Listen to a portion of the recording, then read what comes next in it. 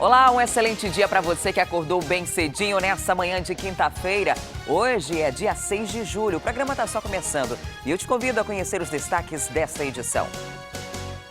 Família de mulher denuncia suposto abuso sexual sofrido dentro da maternidade Moura Tapajós.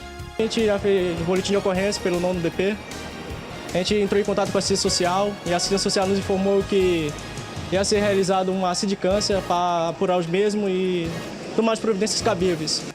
Procon Amazonas inicia a fiscalização de cobrança de preço diferenciado entre homens e mulheres. E o governo federal pretende acabar com o abono salarial. A medida pode afetar mais de 300 mil trabalhadores só aqui no Amazonas. Da perda total desse benefício, você mexe diretamente na vida daquela pessoa e principalmente na vida do comércio em geral. No quadro Mais Saúde, a gente fala da polêmica em torno da liberação de emagrecedores. Esta farmacêutica explica que os anorexígenos presentes nas fórmulas podem desencadear problemas cardiovasculares e até psiquiátricos. Tem ainda a programação de festas juninas e os cuidados com o manuseio de fogos de artifício nessa época do ano.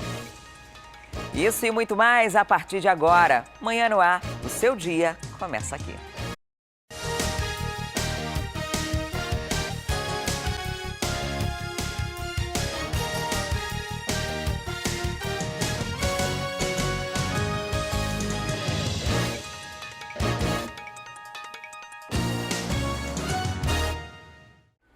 Olá, são 6 horas e 2 minutos, nós já estamos ao vivo e você pode participar do Manhã no Ar. É muito simples, manda para cá sua sugestão de reportagem, denúncia, flagrante. É só enviar uma mensagem de áudio ou de vídeo para o nosso WhatsApp. Então anota aí, o nosso número é o 99225-8767. Você pode também entrar na nossa página no Facebook e interagir com a gente por lá. E desde a fuga que aconteceu no dia 1º de janeiro, a Secretaria de Segurança Pública vem ampliando os esforços para recapturar os presos. Ontem, um homem condenado por homicídio foi recapturado pela polícia. A Secretaria de Operações já recapturou desde o início desse ano 44 foragidos do sistema prisional. Quarta-feira foi a vez de um fugitivo da rebelião, da grande fuga que aconteceu no dia 1º de janeiro. O Rodrigo Azevedo Gaia saiu do IPAT e estava no conjunto Francisca Mendes 2. Ele estava armado junto com um parceiro, com um comparsa, e a Secretaria chegou até esse homem através da denúncia da população. Hoje, mediante denúncia do 181, conseguimos encontrar o Ricardo, que é um foragido do dia 1º de janeiro, é um homicida, que estava inclusive na casa dele com uma pistola, uma Glock 380. Junto dele estava um outro indivíduo que não está foragido, mas que também já esteve no sistema prisional. Doutor Orlando, essa arma é uma arma de uso restrito, tá raspada, quer dizer, ele já comete aí um outro crime, né? A população estava desconfiando que ele estava fazendo roubos na área? Sim, quando os policiais, nós chegamos lá, a população chamava a gente particular e dizia, olha, esse aí, além de homicida, está praticando roubos aqui na localidade e em outros locais também da cidade. E ele se recolhe nessa casa e sai à noite, principalmente à noite, para praticar roubos. E ele tentou fugir da polícia? Sim, tentou fugir, mas a denúncia já dava conta de que ele era um indivíduo perigoso, então o pessoal teve o cuidado de cercar a residência e não houve possibilidade de fuga. Ok, muito obrigada, doutor Orlando. O outro rapaz que foi preso com ele foi identificado como José Valdir de Souza Costa. 2 agora vão ser encaminhados para o 27º Distrito Integrado de Polícia, que atende ali a área da Rua 68 do Conjunto Francisca Mendes 2, onde os dois foram recapturados. E aí o delegado da área vai tomar todas as providências cabíveis e, inclusive, saber se o Valdir, de alguma maneira, estava ou não participando desses roubos junto com o Rodrigo Gaia. E após uma denúncia anônima, a polícia prendeu 2 jovens na Cidade Nova, na zona norte da cidade. Com eles foram encontrados armas e drogas. Esse caso foi registrado no 6º DIP. Esses 2 jovens da imagem têm 18 e 19 anos. À primeira vista, podem não aparentar serem o que são: traficantes. A polícia acabou encontrando na casa de um deles as provas do crime. Essa arma calibre 16 do cano cerrado, munições, maconha, 23 trouxinhas de cocaína e 20 de oxi. A equipe do 6º Distrito Integrado de Polícia recebeu uma denúncia anônima.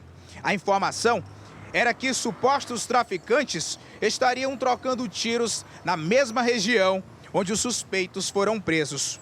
No outro dia, os policiais foram até o local e, após diligências, chegaram até uma casa na Rua Salomão, justamente onde Paulo e Maurício estavam dormindo. Haviam passado a noite utilizando drogas.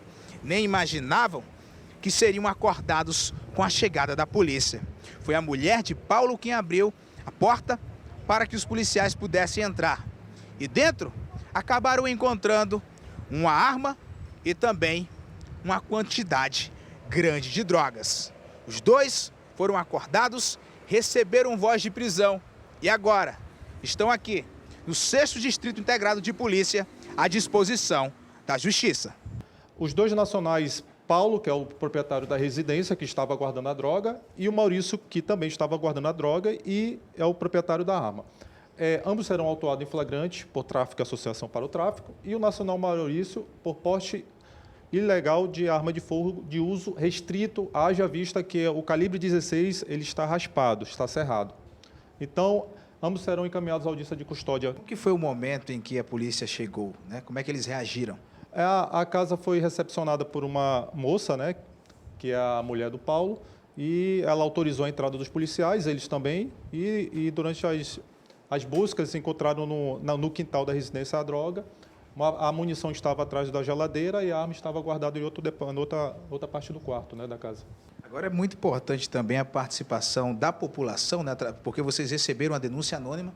Queria que o senhor frisasse essa importância da ajuda da população no combate ao tráfico de drogas aqui em Manaus. O tráfico de drogas ele está envolvido quase em todos os crimes que acontecem na cidade. Então, o apoio da população é muito importante. Nós temos nosso Disque Denúncia, é anônimo, você não vai aparecer seu nome, sua foto, etc. 991844434, 991844434 é o WhatsApp. Mande informação, será guardado em sigilo e as diligências serão tomadas para verificar a sua informação. Se não quiser ligar nesse número que a gente acabou de mostrar, pode também ligar no 190 e no 181. E ontem, 9 policiais civis foram enviados para Guajará, interior do Amazonas, para investigar um atentado contra um delegado do município, o Paulo Gadelha. Os criminosos pularam o muro da casa dele, incendiaram o carro e ainda tentaram colocar fogo na casa do policial, onde ele, a esposa e o filho de apenas 4 meses estavam dormindo. A Thea Morel tem mais informações sobre esse caso. A Polícia Civil enviou 9 agentes para investigar o atentado que aconteceu contra o delegado de Guajará, do Distrito Integrado de Polícia número 69, Paulo Gadelha. Esses agentes já iniciam as investigações. A gente vai conversar agora com o delegado-geral adjunto, Ivo Martins. Delegado, vocês estão trabalhando com que linhas de investigação? Existem suspeitos já de terem feito esse atentado contra o delegado Paulo Gadelha? Não, sabemos que foram 2 pessoas que atiraram fogo na residência, segundo o próprio Dr. Paulo nos relatou, foram as pessoas que pularam o muro da residência dele e subiram numa moto de placa não identificada. Existem 2 linhas de investigação fortes que, segundo ele mesmo, dizem respeito a uma investigação que ele faz ou fez contra a municipalidade, né, sem terceiro em pormenor, a gente não sabe o teor efetivo dessa investigação, que é presidida e controlada por ele. E uma outra linha seria relacionada a uma inquietude por conta de um grupo criminoso que ele prendeu, o pessoal ali de Cruzeiro do Sul, né, que é próximo, né, o município do Acre, mas que é próximo a Guajará.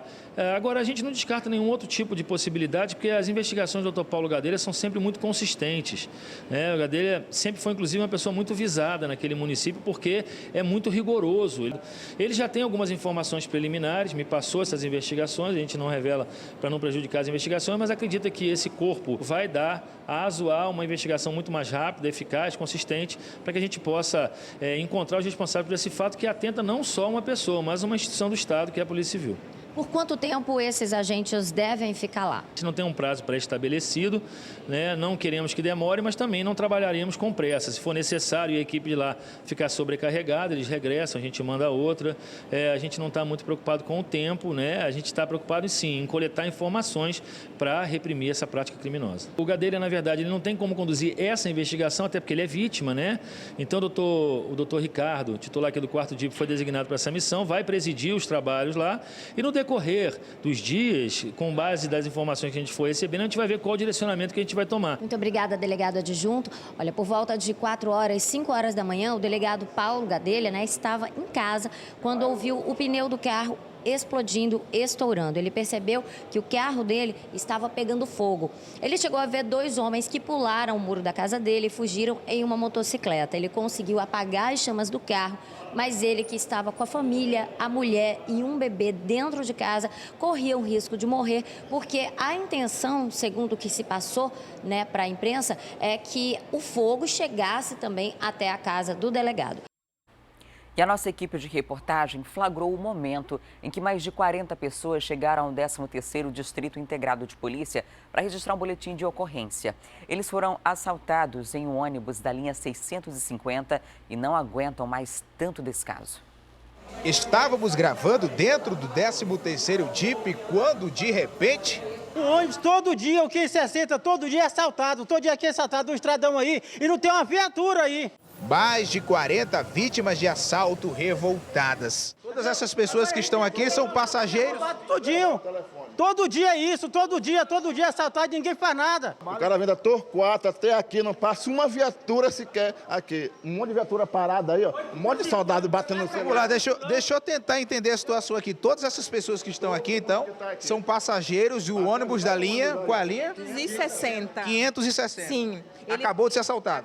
O bandido estava sentado do meu lado. Eu peguei, joguei minha bolsa, ele junta a bolsa, eu peguei meu celular, rapidamente escondi o dinheiro. Digo, eu só tenho isso aqui. Aí eu joguei o dinheiro, ele não pegou, entendeu? Ele estava sentado do meu lado com a faca muito grande, entendeu? Quantos bandidos? Eu vi 3. É um absurdo. Meu esposo já foi assaltado 3 vezes nesse ônibus. Isso é demais, gente. Agora o que adianta nós pagar nossos impostos e a gente não vê resultado? Cadê a polícia na rua? Cadê as viaturas na rua? Entendeu? O ônibus ficou dando 3 voltas no quarteirão, 3 voltas no quarteirão e não apareceu uma viatura. Agora eu recebi o meu salário, R$1.000 e poucos e vou embora. Como é que foi? Assim que eles subiram no ônibus, eles já anunciaram assalto? Como é que foi? Quem é que sabe? Eles já vinham, eu peguei no Salmo 91 ali perto do Delfina, eles já vinham. Um vinha sentado no chão, assim, naquela porta articulada assim, do meio, aí ele sentou no banco, aí eu sentei do lado.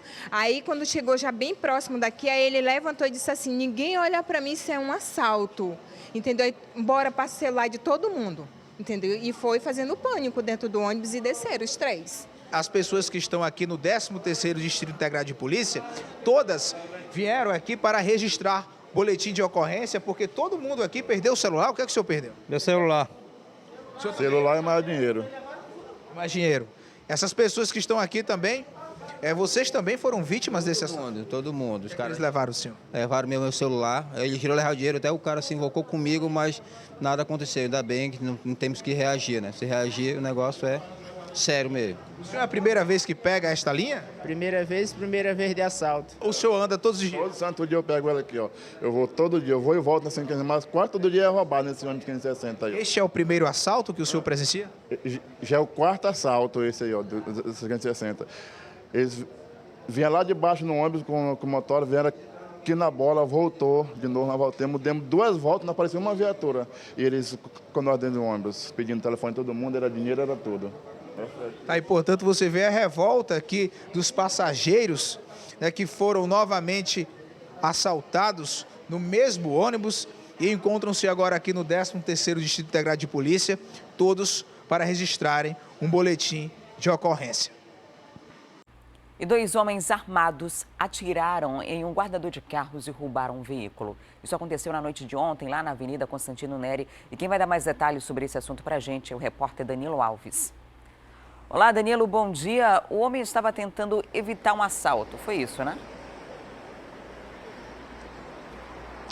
Pois é, Adriana, é isso mesmo. Segundo informações da Polícia Militar que fazia o patrulhamento da área, esse guardador de carros, que não teve o nome revelado, mas foi até a delegacia registrar o boletim de ocorrência, estava trabalhando por aqui, por essa área da Avenida Constantino Neri. Nós estamos aqui sentido bairro centro bairro aqui, na verdade, lá do outro lado, bairro centro, só que a situação aconteceu aqui, no sentido centro-bairro. Esse guardador de carros, ele trabalha aqui nessa faculdade particular, no serviço terceirizado, para olhar os veículos, quando esses dois suspeitos chegaram por volta das 9h10, segundo a segurança daqui.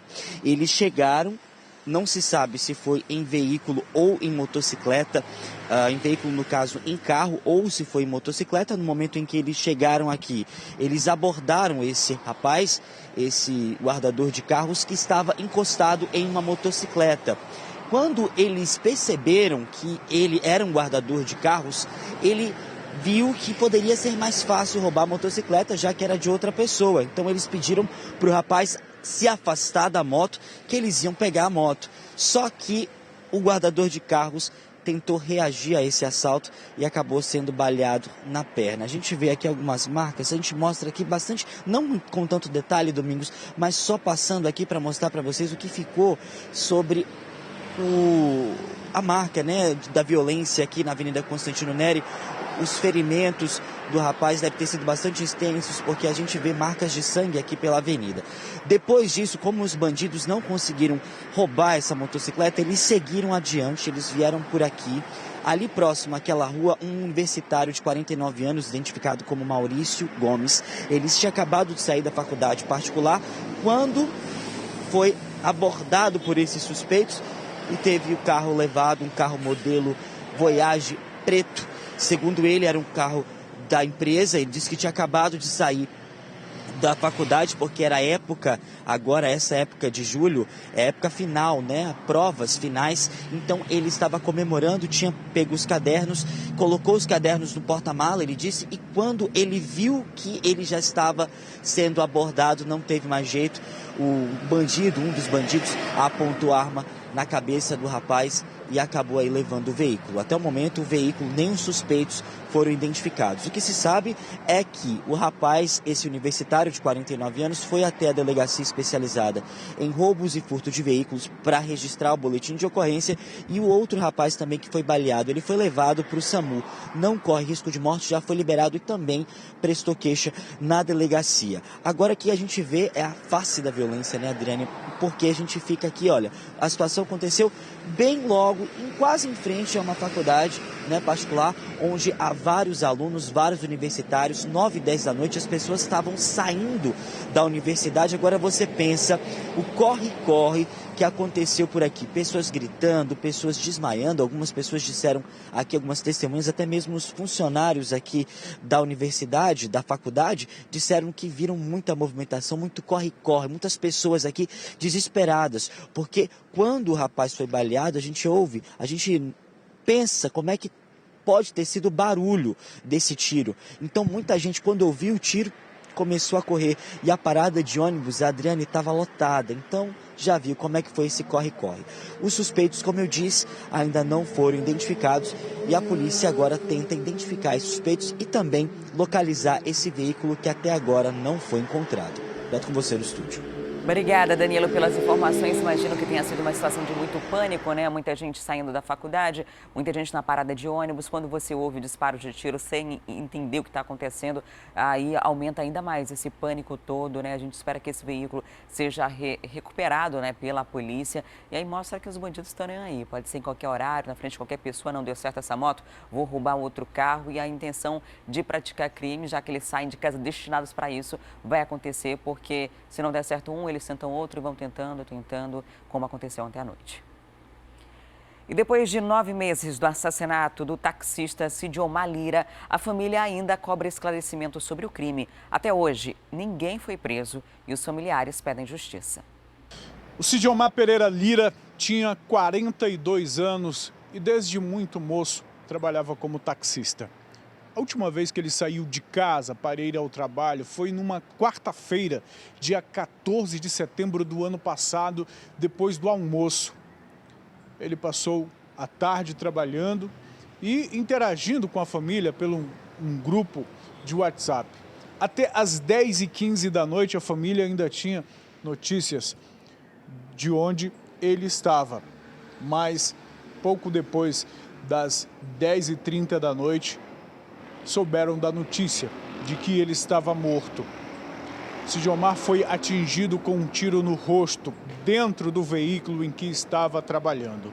Desde então, o caso é investigado aqui pela Delegacia Especializada em Homicídios e Sequestros.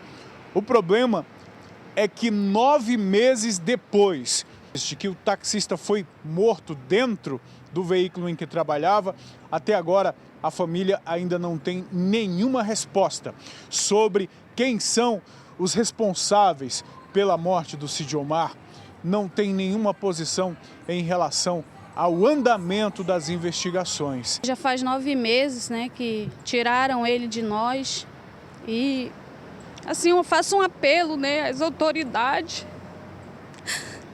da delegacia, né, que olhe por nós, que olhe pela família, porque o nosso filho que chora, foi aniversário dele, foi o primeiro aniversário do nosso filho sem o pai. Eu não sei o que aconteceu, o que está acontecendo ainda com as investigações. Essa é a dor da família que quer uma resposta das autoridades em relação à morte do Sidiomar.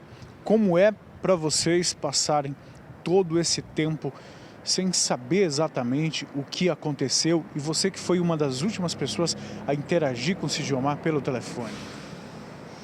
Foi muito difícil, entendeu? Porque eu fui a última pessoa a falar com meu irmão.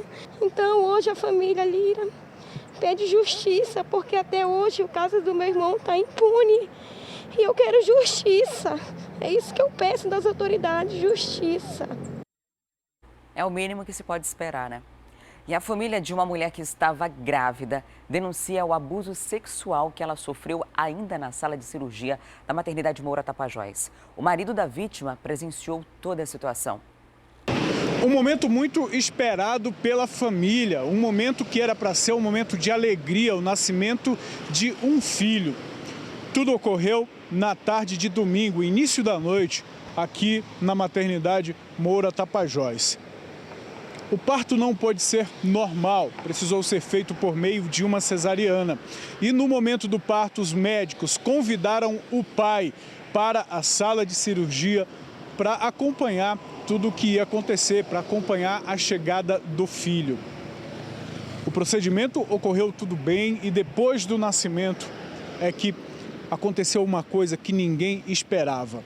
Principalmente o pai da criança, o Ismael Vitor, que estava na sala neste momento e que conta pra gente. Ismael, o que foi que você presenciou na sala do parto e um abuso cometido contra a tua esposa? Um procedimento inadequado que eu acompanhei ali. No momento estava tudo bem, quando eles entraram brincando, falando de time de futebol, tudo bem pra mim, mas a partir do momento que eles falaram que quem ia enfiar o dedo primeiro, aí, cara, é um procedimento que eu não gostei. Eu me perguntei, pô, o que vocês estão falando com minha esposa? Aí foi dali que eles notaram, entendeu? Que eu era o marido delas. O marido dela, aí aconteceu que ali o procedimento mudou, já parou o que aconteceu, eles começaram a fazer tudo certo, direitinho. E depois disso, o que foi que aconteceu? Depois disso, eles saíram da sala, uns 5 minutos depois retornaram e acabaram fazendo os procedimentos certos, como se nada tivesse acontecido. Vocês tomaram algum tipo de providência? Foram à polícia? Que providências vocês estão tomando? Na verdade, a gente já fez boletim de ocorrência pelo 9º DP. A gente entrou em contato com a assistência social e a assistência social nos informou que ia ser realizada uma sindicância para apurar os mesmos e tomar as providências cabíveis. A mãe ainda está internada junto com a criança está bem de saúde, mas a família agora está procurando os seus direitos, porque um abuso desse tipo não pode ficar impune. E esse caso está sendo acompanhado não apenas pelo Ismael, que é o esposo, mas também pelos avós da criança, dessa criança que nasceu e infelizmente logo em seguida acontece uma circunstância como essa. A gente sabe que o momento pós-parto é sempre um momento muito delicado para a mulher. Qual é o estado dela? Como é que ela ficou? Ela está muito abalada depois de tudo que aconteceu? Psicologicamente ela está abalada, ela está triste, ela está nervosa, ela não esperava que pudesse acontecer isso, né? Você já tem alguma informação se esses profissionais foram afastados das atividades deles? A família já teve algum tipo de informação desse tipo?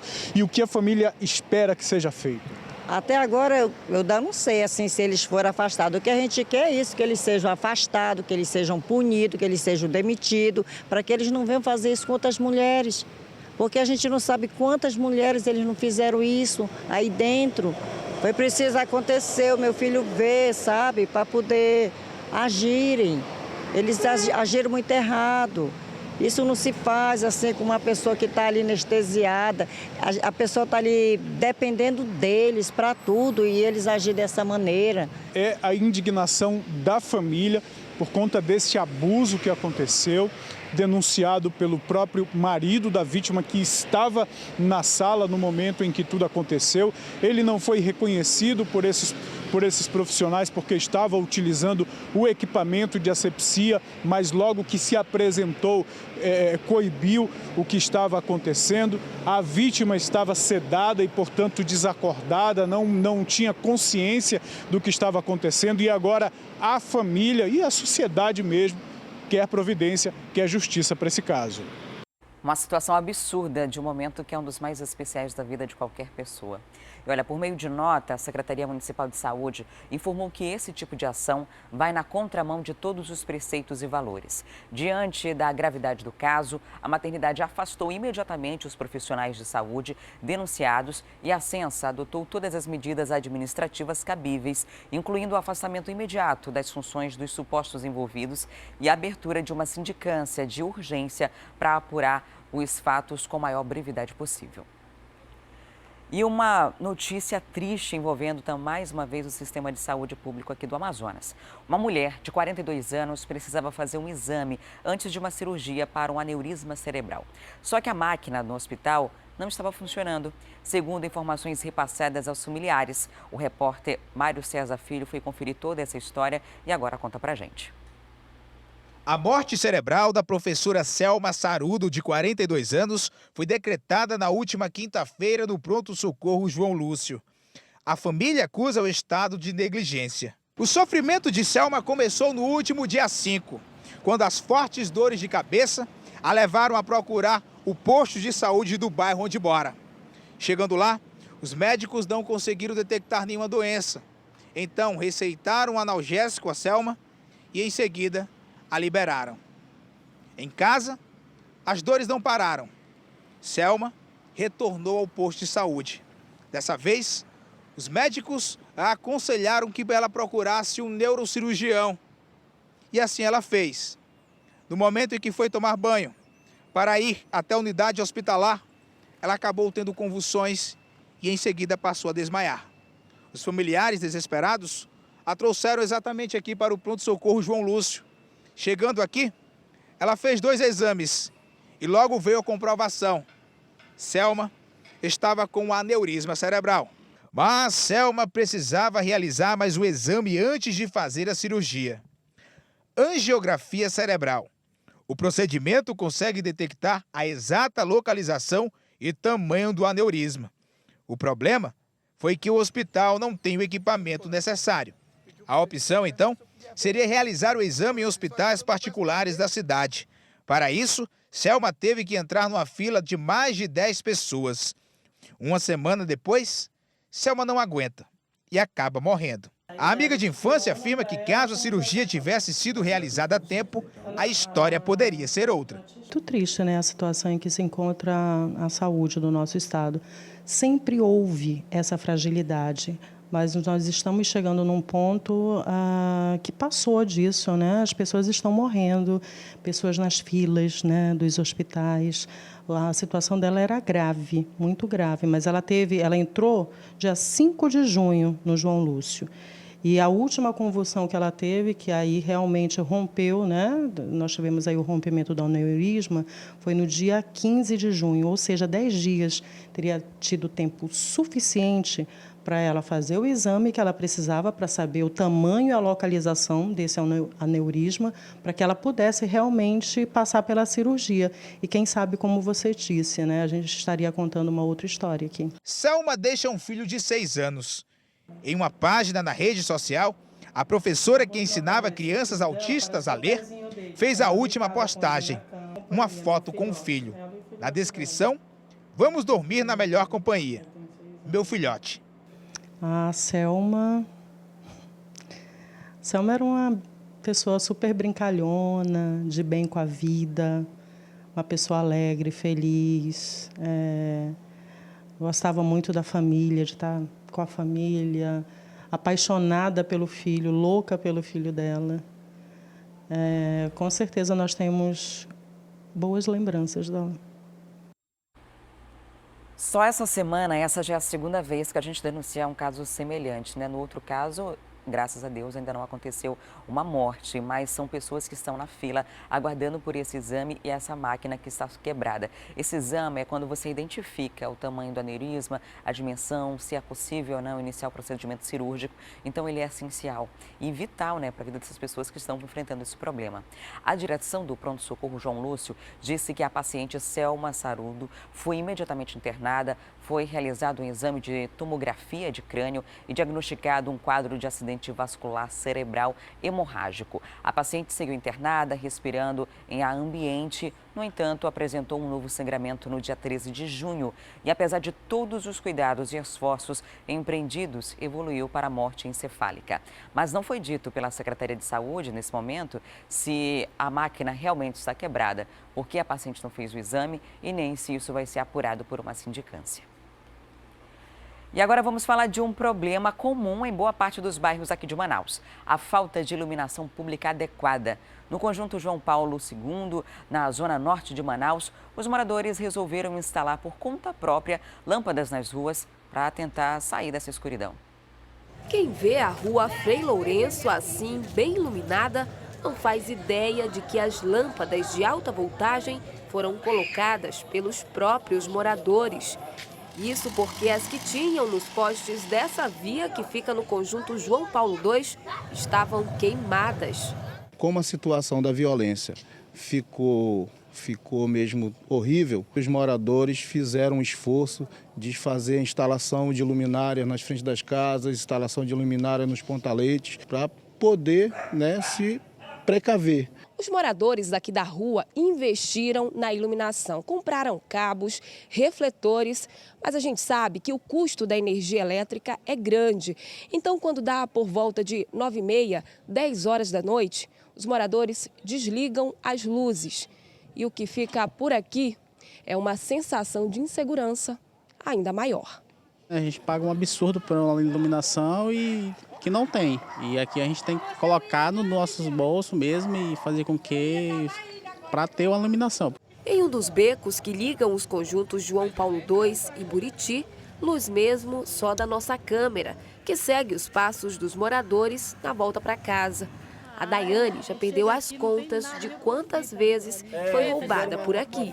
É qualquer hora, de manhã cedo, em torno de 6 horas da manhã, à tarde, à noite, a qualquer horário. A gente não pode estar agora mais em frente de casa, tranquilamente, que eles estão assaltando mesmo, na cara limpa. Os moradores alegam que já relataram o problema várias vezes para a Eletrobras Amazonas Energia, mas que nenhuma providência foi tomada para melhorar a iluminação no conjunto. Um absurdo, né? Você ter que comprar lâmpadas e pagar extra por essa iluminação na sua rua. Em nota, a Unidade Gestora de Projetos Municipais de Abastecimento de Energia Elétrica informou que tem conhecimento dos problemas de iluminação pública no local e vai acionar a Manaus Luz para que envie uma equipe com urgência para fazer o levantamento dos problemas apontados na reportagem. A UGPM Energia lembra a população que deve solicitar a manutenção de luminárias públicas à Manaus Luz. O telefone, anota aí, é o 0800 201 0001, 0800 201 0001. Esse é um problema que tem que ser resolvido com o máximo de urgência. Quando você registra nesse telefone que está aparecendo aqui esse tipo de ocorrência, a Manaus Luz, que é a empresa terceirizada que recebe aquela taxa de iluminação que a gente paga na conta de energia, ela tem o prazo de 48 horas para tomar uma providência. Então é importante oficializar essa denúncia. A gente sabe que muitas vezes, mesmo fazendo isso, o problema não é resolvido, mas é sempre bom ter esse protocolo, ter uma garantia de que, de fato, você comunicou à empresa, porque a empresa alega que não tem como saber, não existe um sistema que identifique essa luminária desse poste tal, deixou de funcionar, quebrou, algo desse tipo. Então é importante fazer a denúncia para que eles tenham ciência. E depois de ter o cartão clonado, um homem teve um prejuízo de R$6 mil. A vítima descobriu onde uma dessas transações bancárias foi feita e conseguiu uma pista importante que pode identificar o suspeito. Este vídeo mostra um homem de blusa verde fazendo um saque em um caixa 24 horas. A retirada foi feita no dia 16 de abril. As imagens foram gravadas pelo circuito interno desta farmácia e foram cedidas para um funcionário público, cliente da Caixa Econômica, que acabou com um prejuízo de R$6 mil. A vítima não sabe ao certo o que aconteceu com o cartão do banco. Ele simplesmente desapareceu. Mas o funcionário público acredita que teve o cartão roubado e que depois o cartão foi clonado. Ele não forneceu a senha para ninguém, mas na segunda-feira, quando foi ao banco, verificou que haviam saques e também a transferência feita para uma pessoa que mora em outra cidade aqui do Amazonas, o município de Iranduba. A transferência eletrônica de R$3 mil foi para a conta de Daniel Pereira da Silva, que pode ou não ser o homem que aparece nas imagens. Os saques, registrados no mesmo dia, foram feitos em diversos caixas de Manaus e também somam R$3 mil. A vítima, que não quer mostrar o rosto, precisou da ajuda da delegacia especializada em roubos, furtos e defraudações para conseguir todas essas pistas. E agora espera que alguém possa identificar o homem que fez os saques indevidos. Polícia pegar, né? Esse pessoal aí, pode ser uma quadrilha, tá? Que a pessoa foi sacar esse dinheiro contando que até hoje, ninguém se identificou, mas só que eu tô querendo que pegue ele, né, e vamos ver, se ele fez comigo, tá fazendo com os outros. E como nós falamos ontem aqui no Manhã no Ar, a partir da próxima segunda-feira, as faturas vencidas poderão ser pagas em qualquer agência bancária e não mais apenas em um determinado banco, como acontece hoje em muitos dos boletos. A medida vai funcionar primeiro para os boletos acima de R$50 mil. Mas até o fim do ano, todas as contas vão ser aceitas pelo novo sistema. Confira. O pagamento dos boletos em qualquer agência só será possível graças a uma nova plataforma de cobrança. Ela vai trazer mais segurança e agilidade para os consumidores. Para evitar falhas no sistema, a implantação deve seguir um cronograma. A partir de 10 de julho, para boletos acima de R$50 mil. 11 de setembro, acima de R$2 mil. 13 de novembro, acima de R$200. E a partir de 11 de dezembro, todos os boletos. Muitas pessoas questionavam, poxa vida, eu não pude ir, eu estou com um banco perto da minha casa e ele não aceita. E agora não, isso foi uma vitória árdua dos PROCONs e a gente conseguiu numa mesa colocar a Febraban, colocar toda a rede bancária e ter assinado esse documento. O novo sistema deve reduzir inconsistência de dados, facilitar o rastreamento de pagamentos e diminuir fraudes. Apesar da facilidade, o presidente do Sindicato dos Bancários no Amazonas faz um alerta para a necessidade de pagar os boletos direto no caixa. As máquinas não vão poder fazer esse cálculo, então para você recolher o valor correto, para que não tenha problema de recolher a maior ou recolher a menor, você tem que ter a presença do caixa executivo para que ele faça esse cálculo e possa receber. A única facilidade a partir do dia 10 é que você pode recolher na sua agência mais próxima, não precisa se deslocar tanto para poder fazer a quitação desse compromisso. E os boletos vencidos poderão também ser pagos em caixas eletrônicos, pela internet e pelo celular através do aplicativo da sua agência bancária. Só lembrando que inicialmente é só para os pagamentos de boletos acima de R$50 mil. Para nós, meros mortais, essa medida começa a valer aos poucos, né? Para todos os valores, só a partir de dezembro, 11 de dezembro. E falando em economia, a possibilidade do fim do abono salarial tem preocupado os trabalhadores de baixa renda em todo o país. Isso porque o governo federal estuda acabar com o benefício caso a reforma da Previdência não seja aprovada no Congresso Nacional. O abono salarial é um benefício pago às pessoas que trabalham com carteira assinada e que recebem até 2 salários mínimos por mês. Uma bela ajuda nesses tempos de crise. Todos os empregados que possuem a carteira assinada e que possuem mais de 5 anos no serviço, 5 anos de carteira assinada, eles têm direito à percepção do PIS. E eles recebem quando? Recebem na data de seu aniversário. Caso as novas regras da Previdência não sejam aprovadas na Câmara e no Congresso, o governo federal estuda acabar com o abono salarial PIS/PASEP. A questão toda do término ou do parcelamento do abono, ela é bem perigosa. O parcelamento, nem tanto, porque você acaba separando aquele benefício em 2 parcelas ou 3 parcelas.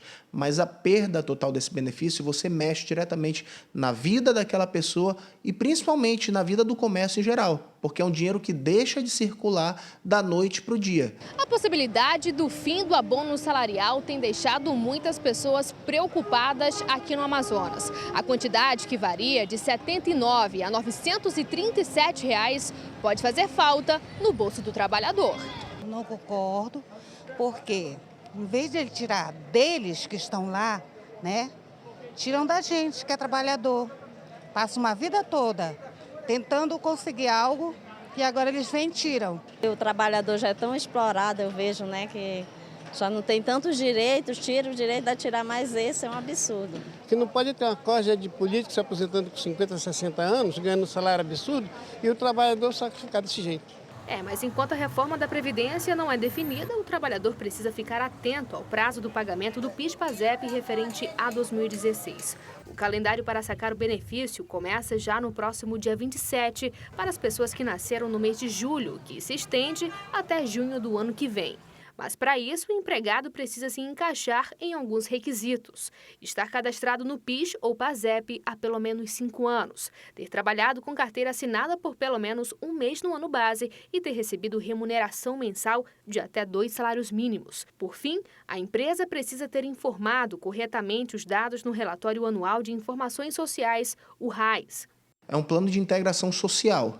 E esse plano de integração social passou a existir entre Caixa Econômica e Governo Federal, tentando cada vez mais trabalhar as pessoas e tentando fomentar a assinatura de carteira. Então, quando há assinatura de carteira, há o repasse do pagamento para a Caixa Econômica e, posteriormente, a Caixa faz esse pagamento para o empregado.